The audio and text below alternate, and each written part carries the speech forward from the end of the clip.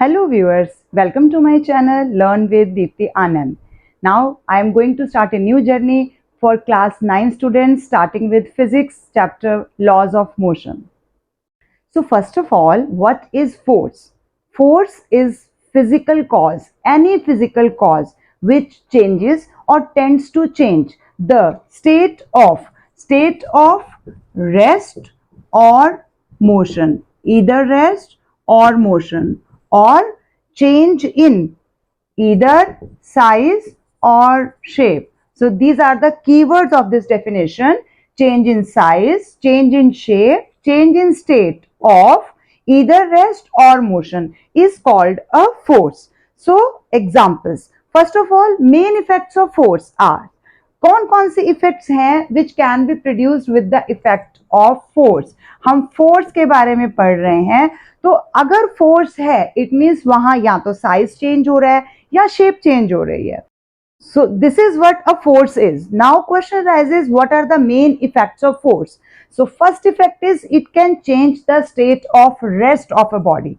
कैसे रेस्ट हो सकता है? Moving a cart. Cart move कर रहा है when pull is exerted by a horse. आप हॉर्स को जब हिलाओगे तो वो कार्ट को मूव करवाएगा, यानी कि मोशन आएगा, रेस्ट से बॉडी मोशन में आ जाएगी. और मोशन में है of the body by applying force. हम कैसे ला रहे हैं उसको? By applying our muscular force. हम किसी भी तरह से कोई भी चीज को रेस्ट से मोशन या मोशन से रेस्ट में लाने के लिए we have to apply some kind of force there. Next is for example fielder stops a moving ball. तो मूविंग बॉल को स्टॉप कर रहे हो, इट मींस इनिशियली वो मोशन में थी और बाद में हम उसको रेस्ट में ले आए. Then again we have to apply force. It means if an object is in motion, we have to apply some force to bring it in state of rest and vice versa. Now next is it can change the size. अब size कैसे change हो सकता है? For example in the case of A balloon. और shape कैसे change हो सकती है? In the case of A rubber, because it changes its shape and wants to regain its original shape again. And it means when we are changing size and shape, it means we are changing the dimensions of the body. तो dimensions of the body को change करने के लिए भी हमें force apply करना पड़ा. So these are the main effects of force. Now effect of force may differ if the object is rigid or non-rigid. So what is the difference between a rigid or a non-rigid object? A rigid object कौन होता है? जिसमें we cannot change the dimensions of the object. If we apply force, we cannot change the dimensions of this object. So force does not change the interspacing between the particles, between the constituent particles. That is, does not change the dimensions of the object. Means अगर मैं rigid object पे force लगा रही हूँ, force लगाऊंगी, वो टूट जाएगा, वो बेंड हो जाएगा, लेकिन आप देखो उसकी इंटरस्पेसिंग चेंज नहीं कर पाएंगे हम. Vice versa, अगर force changes the interspacing between the constituent particle, this is a non-rigid object. If I apply force on it, तो क्या हो गया? इसकी इंटरस्पेंसी कम हो गई. अगर मैं फोर्स को रिमूव कर दूंगी, it regain its original shape. तो ये क्या है? Non rigid object. और ये क्या हो गया? रिजिड हो गया, बेंड हो गया, लेकिन इंटरस्पेसिंग चेंज नहीं हुई, टूट जाएगा लेकिन नहीं होगा. This is rigid and this is non rigid. तो ये दोनों डिफरेंस भी हमने अच्छे से करना है. What is a non rigid object और रिजिड ऑब्जेक्ट, दोनों पे इफेक्ट ऑफ फोर्स वही है लेकिन डिफर करेगा. तो नॉन रिजिड के केस में हमने क्या देखा?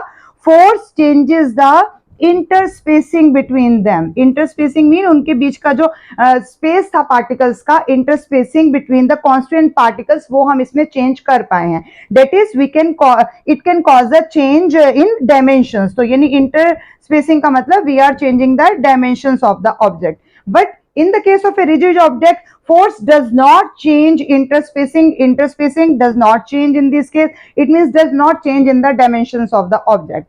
And second effect of force is it can bring motion in both of these. इसमें भी motion produce कर सकता है, इसमें भी motion produce कर सकता है. तो it can cause motion in case of a rigid, in case of a non-rigid object. These are the effects of force on a rigid and a non-rigid object. So there are two kinds of forces, contact and non-contact force.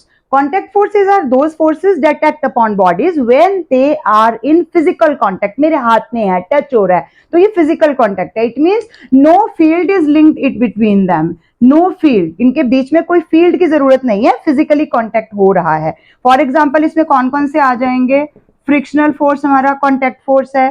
इसके अलावा और कौन से हैं जो हमने जिसमें touch करना है? नॉर्मल रिएक्शन फोर्स है, नॉर्मल रिएक्शन फोर्स में हम अभी देखेंगे कि क्या क्या एग्जांपल इनके अंदर आ सकती हैं। इसके अलावा टेंशन फोर्स, अगर हम स्ट्रिंग की बात कर रहे हैं तो tension force in string, this is also a contact force. Next is force exerted by a spring, force exerted during collision, तो स्प्रिंग का केस आ जाएगा। नेक्स्ट कोलिजन का केस आ जाएगा, जिनमें डायरेक्टली दो ऑब्जेक्ट्स टच कर रहे हैं, all these are contact forces. And non contact में क्या आ जाएगा? These are forces that are experienced by the bodies, experience हो रहा है बॉडी को, that are experienced by the body without any physical contact, it means no physical contact is there. So no physical contact, it means these are non-contact forces, and obviously it means there is a field link between these two, इन दोनों के बीच में कोई field होगा, यहाँ no field है, और here some sort of field is present in between these objects. Now इसका example कौन कौन से आ जाएगा? फॉर एग्जाम्पल जैसे यहाँ हमने frictional, normal reaction, tension force, force exerted by spring, collision, all these are contact forces. Non contact में gravitational, electrostatic और मैग्नेटिक। सो थ्री टाइप्स हम इसके अंदर देखेंगे, gravitational and then electrostatic because of charges, electrostatic force, gravitational force and last is magnetic force, जिनके बीच में field तो है लेकिन कोई फिजिकल कांटेक्ट नहीं है। तो ये हमारे पास नॉन कांटेक्ट के एग्जांपल आ जाएंगे। First of all frictional force क्या है? अब इसके एग्जांपल्स पे देखिए। फ्रिक्शनल फोर्स, फ्रिक्शन मींस कब है फ्रिक्शन? पहली बात तो ये देखिए, व्हाट इज फ्रिक्शन?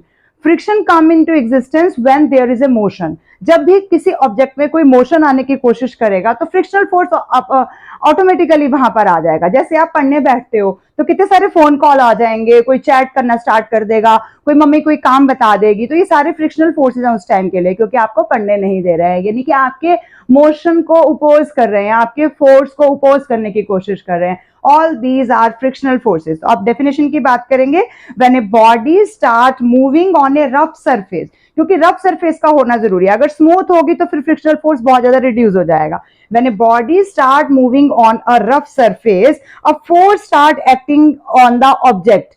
कहाँ? In a direction opposite to the motion of the body. अगर object left to right move कर रहा है तो frictional force right to left move करेगा, always in a direction opposite to the motion of the body along the surface of contact, क्योंकि उसके लिए कोई सरफेस तो चाहिए, कांटेक्ट की कोई सरफेस चाहिए। अगर मैं इसको मूव करूंगी तो ये थोड़ी देर तक मूव करेगा लेकिन आगे जाके रुक जाएगा। क्यों? क्योंकि फ्रिक्शनल फोर्स अपोजिट डायरेक्शन में आ गया और उसको अपोज कर रहा है। या फिर अगर हम बुक रखते हैं और बुक को पुश करेंगे टेबल के ऊपर आप, तो भी आप देखोगे थोड़ा सा स्लाइड होने के बाद वो रुक जाएगी। क्यों रुकी? क्योंकि फ्रिक्शनल फोर्स अपोजिट डायरेक्शन में उसके मोशन को अपोज करने के लिए आ गया। Next is normal reaction force. Normal reaction, normal हम फिजिक्स में जब भी बात करते हैं तो नॉर्मल मींस परपेंडिकुलर, 90 डिग्री का एंगल। तो normal reaction force when a body is placed on a surface, अगर हमने सरफेस पे कोई भी बॉडी रखी है, इट एक्सर्ट्स अ फोर्स। कहां पर फोर्स लगेगा? In a downward direction. It exerts a force in the downward direction due to its weight, उसका अपना कुछ वेट है जिसकी वजह से वो डाउनवर्ड डायरेक्शन में फोर्स लगा रहा है ऑन ए सरफेस, एंड ये लगा रहा है सरफेस पे, and surface exerts an equal and opposite force, और बदले में सरफेस लगा रही है exerts an equal and opposite force on the body normal to the surface of the body. तो ये कैसे लगा रहा है? 90 डिग्री के एंगल पे नीचे, और सरफेस कैसे लगा रही है? 90 डिग्री के एंगल पे ऊपर। तो these two are normal reaction forces. जैसे अगर कोई भी ऑब्जेक्ट किसी सरफेस के ऊपर पड़ा हुआ है तो उस पर अपवर्ड भी फोर्स लगाएगा, वो सरफेस लगाएगी। ऑब्जेक्ट का जो वेट है वो डाउनवर्ड जाएगा, जिसकी वजह से वो डाउनवर्ड लगाएगा। तो एरोस की डायरेक्शन इस चैप्टर के लिए बहुत इंपॉर्टेंट है, आपको ध्यान रखना है। Weight always act in the downward direction towards gravity, और जो नॉर्मल रिएक्शन फोर्स लगेगा वो अपवर्ड डायरेक्शन में होगा। अगर हम ऑब्जेक्ट की बात करेंगे तो जो वेट लग रहा है, this is F is equal to m into g, क्योंकि वेट का मतलब ही क्या होता है? Weight is the product of mass and acceleration due to gravity. तो F is equal to m g, इतना वेट उसका जितना भी है ऑब्जेक्ट का, उतना वो डाउनवर्ड फोर्स लगाएगा, और बदले में सरफेस एक्सर्ट्स लगाएगा, करेगी उसके ऊपर force in the opposite direction, यानी कि इस केस में वो अपवर्ड लगा रहा है। नेक्स्ट हमारा थर्ड आ जाता है tension force. This is friction force is first, normal reaction, then tension force. तो टेंशन फोर्स कब आ रहा है? When a body is suspended by a string attached to a rigid support. मान लेते हैं कि कोई बॉडी है, वो किसी रिजिड सपोर्ट के साथ, ऐसे धागे के साथ हमने ऐसे हैंग की हुई है, रिजिड सपोर्ट के साथ हैंग की हुई है, then F developed in the string, यानी कि force developed in the string is called tension force. यानी अगर हम, यही ऑब्जेक्ट है, इसको हमने रिजिड सपोर्ट के साथ हैंग किया हुआ है, ऊपर रिजिड सपोर्ट का होना जरूरी है, हमने स्ट्रिंग की मदद से इसको हैंग किया हुआ है, तो जो इसका ऑब्जेक्ट का जो वेट है वो हमेशा डाउनवर्ड डायरेक्शन में लगेगा और टेंशन फोर्स हमेशा अपवर्ड डायरेक्शन में लगेगा। Tension force always acts in the upward direction, ये एरो गलत नहीं लगाना, it always applied in the upward direction, क्योंकि वेट हमारा डाउनवर्ड डायरेक्शन में है। आप कभी भी देखो, अगर हमारे पास कोई, मान लीजिए पत्थर है, धागे के साथ हमने हैंग किया हुआ है, अगर मैं स्ट्रिंग नीचे कट कर दूंगी तो पत्थर तो नीचे जाएगा, स्ट्रिंग नीचे गिरेगा जो उसके साथ अटैच होगा, और जो बचा हुआ है वो कहां जाएगा, हमेशा वो जंप करके ऊपर की तरफ जाता है, क्योंकि tension force always acts in the upward direction और वेट ऑब्जेक्ट का उसको डाउनवर्ड डायरेक्शन में लेके जाता है। Next is force exerted by a spring. Force exerted by a spring means the spring exerts a force.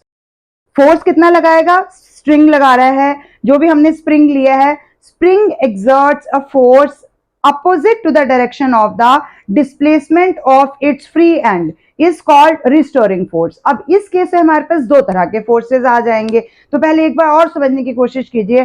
Force exerted by a spring क्या लगेगा, opposite to the direction of displacement of its free end if stretched, मैंने इसको खींचा है यानी कि outward लगाया है, तो रिस्टोरिंग फोर्स हमेशा कहां लगाएगा, अपवर्ड, मतलब उसने अपोजिट डायरेक्शन में लगना है, तो रिस्टोरिंग फोर्स में इसको वापस जाने की कोशिश कर रहा है तो वो उधर चला जाएगा, वापस उधर जाएगा। अगर मैं उसको इस तरफ खींच रही हूँ, मान लेते हैं मैं अपने राइट साइड में उसको स्ट्रेच कर रही हूँ, तो रिस्टोरिंग फोर्स उसको लेफ्ट साइड में लेने की जाने की कोशिश करेगा। तो इसको भी हम एरो से देख सकते हैं कि मान लेते हैं ये हमारे पास रिजिड सपोर्ट है और ये हमारे पास लिंगी आ गई या स्प्रिंग आ गया, कुछ भी आ गया, तो अगर हमने फोर्स यहां लगाया हुआ है तो रिस्टोरिंग फोर्स हमेशा इसको अपोजिट डायरेक्शन में जाने की कोशिश करेगा।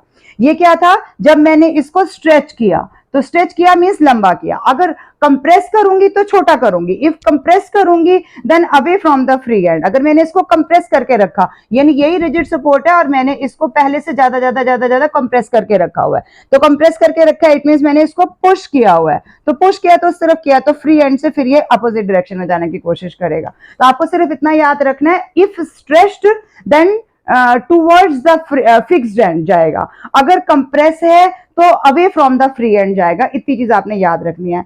Similarly, pushes away the two objects if horizontal spring is compressed and pull in the two objects if stretched। अगर मैंने तो दोनों तरफ से खींच दिया तो दोनों तरफ से यही फोर्स लगेगा, यहाँ हमने एक तरफ से फिक्स किया हुआ था, यहाँ से फिक्स था और यहाँ से मैं इसको मूव कर रही थी, लेकिन अगर दोनों तरफ से करेंगे तब भी वो क्या करेगा, अगर मैंने स्ट्रेच किया है तो वो कंप्रेस होने की कोशिश करेगा, और अगर कंप्रेस किया है तो वो अपनी ओरिजिनल पोजीशन में आने की कोशिश करेगा। Last contact force is collision force. तो forces during collision, equal and opposite forces act on both named as action and reaction forces। जब भी collision होती है तो FAB means force exerted by body B on body A।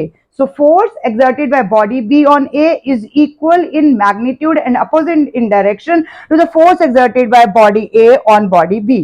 तो हमेशा, अब इसमें से एक अगर एक्शन है, पहले B ने किया एक्शन, तो दूसरा वाला A जो है वो रिएक्शन करेगा। अगर क्लासमेट को ना ऐसा करना, गाल पे थप्पड़ मार के देख लेना, तो वो आपका फोर्स होगा, रिएक्शन फोर्स आपको उसी टाइम मिल जाएगा। और हमेशा एक्शन और रिएक्शन फोर्स अपोजिट बॉडीज पे हो रहे हैं, एक गाल आपका है तो दूसरा गाल उसका होगा, रिजल्ट क्या होगा कि टू बॉडीज मूव अपार्ट। लड़ने के बाद ऑब्वियसली दोनों अलग हो जाओगे ना, या टक्कर होगी तो दोनों का ऐसे हुआ तो दोनों क्या हो जाएंगे, कभी कोई टक्कर होती है, कोलिजन होती है, तो दोनों एक दूसरे के ऊपर फोर्स लगाते हैं, जिसकी वजह से दोनों ही बैकवर्ड डायरेक्शन में जाते हैं। All these is about contact forces। Now coming to non-contact force। Non-contact force में कोई physical contact नहीं है हमारा, कोई field होना चाहिए उनके बीच में। तो अब हम ग्रेविटेशनल फोर्स की बात कर रहे हैं। फर्स्ट इज नॉन कॉन्टैक्ट में ग्रेविटेशनल फोर्स आ जाएगा। तो gravitational force is the force of attraction between any two bodies due to their mass. तो ग्रेविटी की बात करेंगे तो it is due to their masses. Masses की वजह से अगर उसके ऊपर कुछ भी फोर्स लग रहा है ड्यू टू देयर मासेस, तो वो ग्रेविटेशनल फोर्स ऑफ अट्रैक्शन है। अब अट्रैक्शन वर्ड क्यों बोलते हैं, क्योंकि यूनिवर्स के जितने भी ऑब्जेक्ट्स हैं वो एक दूसरे को अटैक करने की कोशिश करते हैं। तो force of attraction on a body due to the mass of earth. अब ये अगर दो ऑब्जेक्ट है, उनमें से एक ऑब्जेक्ट को अगर हम अर्थ एज्यूम कर लेंगे तो force of attraction on the body due to mass of the earth is called force due to gravity, जो कि बहुत ही इंपॉर्टेंट फोर्स है, हम बार बार पढ़ते हैं, due to gravity. Due to pull of gravity the जो भी हमारा फोर्स लग रहा है, this force act in downward direction. आपको पता है कि हम कोई भी ऑब्जेक्ट फेंकेंगे अगर तो अर्थ की तरफ ही जाएगा, वो नीचे की तरफ आएगा, ग्रेविटी की तरफ जाएगा, अपने आप ऊपर तो नहीं चला जाएगा। तो इट मींस हमने जब भी फोर्स लगाया तो अर्थ ने ही उसको अपनी तरफ, अगर हमने ऊपर भी फेंका है तब भी वो थोड़ी देर बाद नीचे ही आने वाला है, यानी कि ग्रेविटेशनल फोर्स हमेशा डाउनवर्ड डायरेक्शन में लगता है। पुल ऑफ ग्रेविटी हमेशा हर ऑब्जेक्ट को अपनी तरफ खींचती है, इट मींस ये हमेशा ही डाउनवर्ड डायरेक्शन में लगेगा अगर हम अर्थ की बात कर रहे हैं तो। This force is always attractive and never repulsive. Gravitational force की सबसे बड़ी बात यह है, ये हमेशा अट्रैक्टिव फोर्स ही होगा, क्योंकि ग्रेविटी तो हमेशा हर ऑब्जेक्ट को अपनी तरफ अट्रैक्ट कर रही है, किसी को रिपेल नहीं करती, सबको अपने पास बुलाती है अर्थ।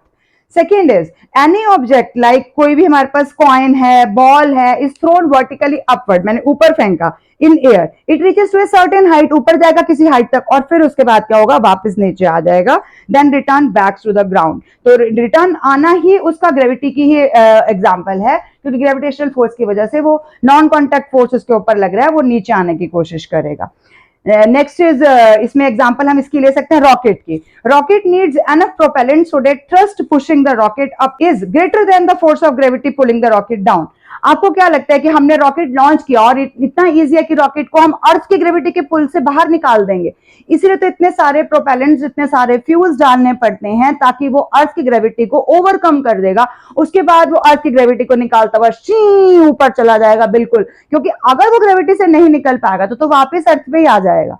पहले उसको उस अर्थ के ग्रेविटेशनल पुल से बाहर आना है, तभी वो लॉन्च हो पाएगा, तभी हम कहते हैं कि सक्सेसफुल लॉन्च हो गया, जब वो उसको ग्रेविटी को निकाल के ओवरकम कर लेगा और बाहर चला जाएगा। पुलिंग द रॉकेट, नहीं तो वो उसको रॉकेट को नीचे लाते और रॉकेट नीचे वापस आ जाता और हमारा प्लान फेल हो जाते। Next is electrostatic force. Second non contact force is electrostatic force. अब इलेक्ट्रोस्टैटिक फोर्स हो किसकी वजह से रहा है, स्टैटिक आपने चार्जेस तो पढ़े ही हुए हैं।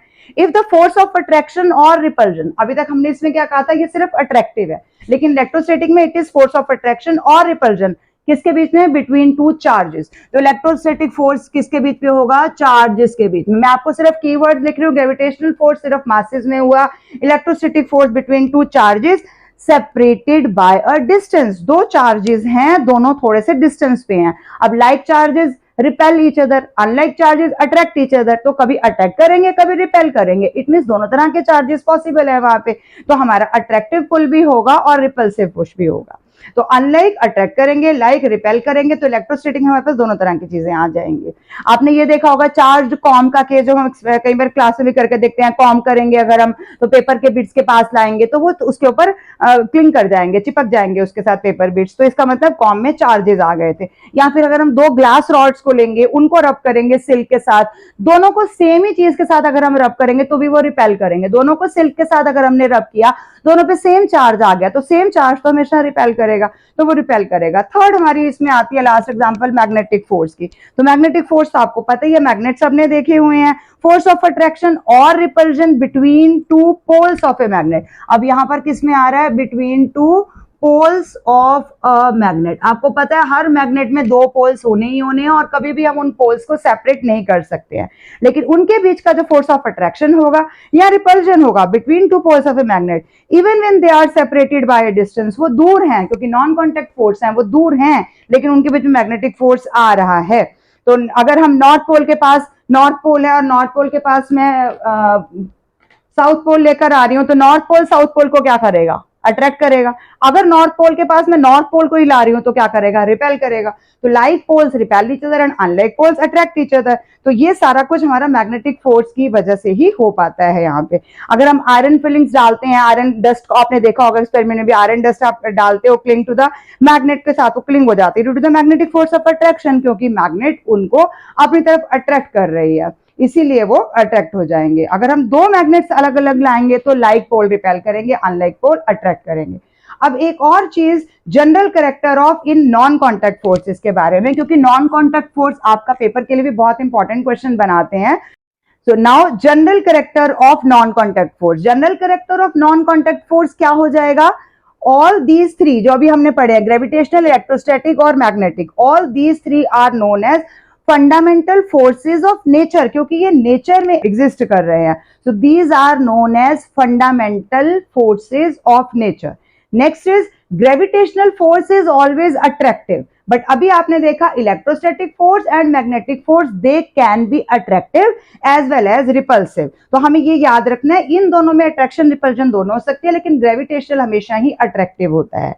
Last and the most important point जो 99% केसेस में पेपर में कवर किया जाता है is magnitude of force depend on the distance between two masses.